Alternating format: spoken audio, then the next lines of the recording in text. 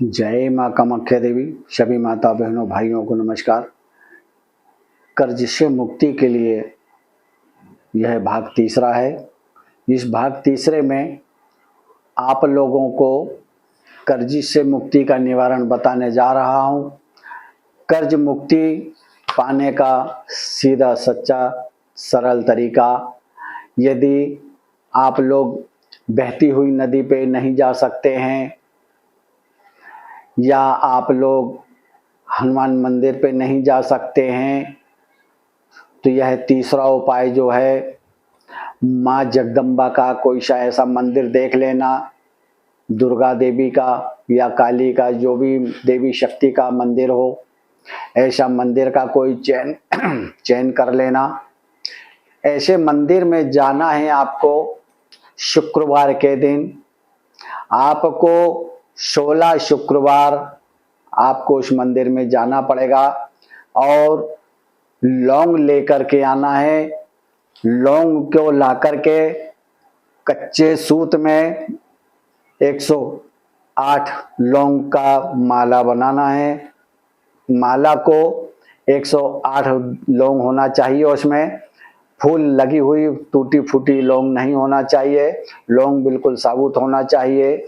इस तरीके से माला को तैयार करने के बाद आप जिस मंदिर का आपने चयन किया है माता जी के, उस मंदिर में या तो आरती के पहले चले जाएं, शाम की टाइम आपको जाना है, आरती के पहले जाएं या फिर आरती के बाद में। हो सके बहुत अच्छा रहे तो आप आरती के पहले यदि चले जाते हैं तो इस तरीके से आप जाकर के और पंडित जी को वह माला दे दें कि माँ को ये समर्पित कर दें। पंडित माला को समर्पित कर देगा यानी पहना देगा। माला को पहनाने के बाद में आरती जो हो जाती है, आरती होने के बाद में आप लोग वहाँ खड़े रहेंगे। आरती होने के बाद में आप वहाँ बैठ जाएं। बैठ करके माँ का मंत्र जपना है, ओम दुन दुर्गाए नमः, ओम दुन दुर्गाए नमः, ओम दुन दुर्गाए नमः, ओम दुन दुर्गाए नमः, ओम दुन दुर्गाए नमः। इस तरीके से मंत्र को 108 बार जपना है। रुद्राक्ष की माला ले जाना। रुद्राक्ष की माला ले जा करके आप पूर्व मुखी होकर के या उनके सन्मुख उनके सामने अपना चेहरा करके आपको बैठना है। पूरब तरफ या पश्चिम तरफ या उत्तर तरफ, ये तीनों दिशाएं आपके लिए मान्य है। आप किसी भी दिशा में अपना चेहरा कर सकते हैं। माँ के सन्मुख रह करके आप अपना चेहरा करके और वहाँ पर मंत्र जपना है। मंत्र 108 बार जपना है। उसके बाद में यदि आप किसी कारणवश आरती में शामिल नहीं हो पाते हैं तो आरती के बाद में 15 मिनट के बाद फिर आप जा सकते हैं वहाँ। फिर वो नियम आपको बनाना पड़ेगा, टाइम आपको अपना हिसाब से चुनना पड़ेगा। मगर टाइम में एक ही ध्यान रखना कि जिस दिन भी यदि आप आरती के बाद में यदि 9 बजे जा रहे हैं, 8 बजे जा रहे हैं तो 8 बजे का टाइम या 8:30 बजे का टाइम या 9 बजे का टाइम बिल्कुल फिक्स कर लेना। और यदि आरती के पहले जाते हैं तो उसमें कोई परेशानी नहीं है, और आरती के बाद यदि जाते हैं तो उसमें टाइम आपको फिक्स रखना पड़ेगा।